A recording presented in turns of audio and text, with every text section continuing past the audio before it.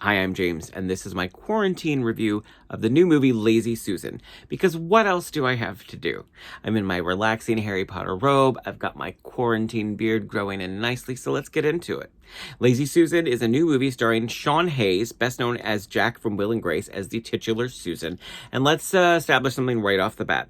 So, Sean, who is a cisgender man, is playing Susan, a cisgender woman, and I know a lot of people can be confused about what that means, because people seem to think that if a man is playing a woman, they are automatically either portraying a drag queen or a trans woman, which indicates a bit of an ignorance about what a trans woman is.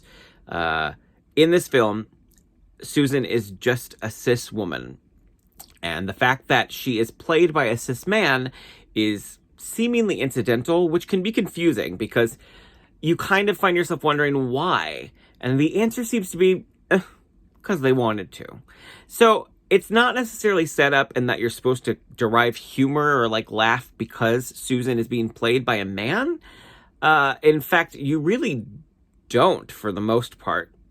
So I don't know why they chose this, but they did, and it is what it is. Just to put that out there from the start, we'll also just point out that there are spoilers ahead, which is interesting because there's not a lot to spoil in Lazy Susan.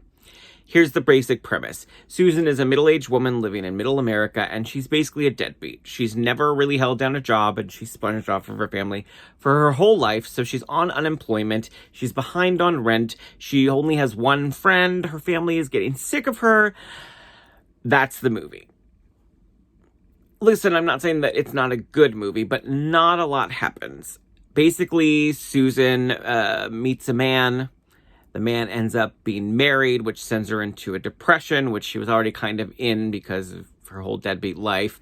Her family starts cutting her off and saying, we're not going to help you out anymore. Her landlord wants the rent. She accidentally betrays her friend, and her one friend in life ends up not wanting to see her. And this is the first 75% of the movie in a nutshell. It's just Susan not being able to have a life and lying to everybody and borrowing money and then not spending the money on her rent, and it is what it is. At the end of the movie, there's kind of a revelation as to why Susan is the way that she is, and it has to do with the fact that no one ever told her she was special, basically.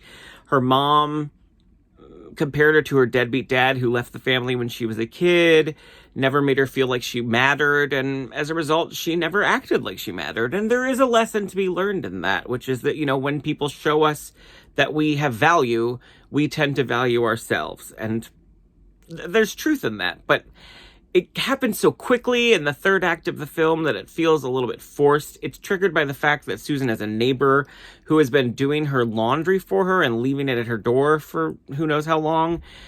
And she realizes it's just because he's a kind person who thinks she's worth doing nice things for. And because of that, she's able to turn things around, and at the end of the film gets a job at Kmart and gives life another try. It's a sweet ending to a movie that doesn't have a lot going on for it. And the cast is stellar. Allison Janney plays Velvet, who is Susan's high school rival. Margot Martindale plays Susan's mother. But they're just kind of there. They do great with what they're given, but they're not given much. And that's the biggest problem with Lazy Susan, is that none of the characters are particularly likable, but they're also not so quirky that you find yourself rooting for them. You're not like, what a garbage person, but this is fun. I like watching that, terrible person on the screen. Because you don't really. They're all just kind of okay people. That's probably what it should have been called. Just okay Susan. So by the end of the film, you've got this big turnaround, and you don't really feel like it was earned, and that's a problem. Another thing is the movie is all over the place tonally. It's got gross out scenes like Susan squirting ketchup into her navel to dip fries in, or puking and then immediately making out with a guy.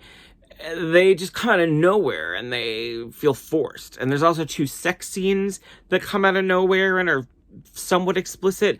And also, for some reason, it seems like, because they're shot from far away, they've digitally edited breasts onto Sean Hayes, which I don't get the point of that. If anything, it seems to be there to remind you, haha, that's a man actor playing a woman, so we had to do this. Which jumps out from the fact that otherwise we're just supposed to accept him as a woman. I'm not saying that Lazy Susan is a bad movie. It's a pleasant movie. It's kind of like background music. You can have it on, pay a little bit of attention, and when it's over, you think, oh, well, I watched that. I would definitely recommend that if you don't have anything going on, which you shouldn't, because again, you should be in quarantine, that you give Lazy Susan a view. You won't regret it, but you won't be finding yourself running around saying what a great film it was.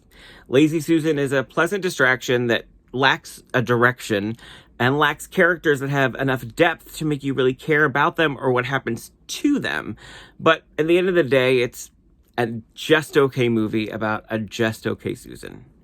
Thanks for watching my quarantine review. And if you have any movies you think I should watch and give you a review of, leave me a comment and I will, because again, I don't have anything else to do. Bye.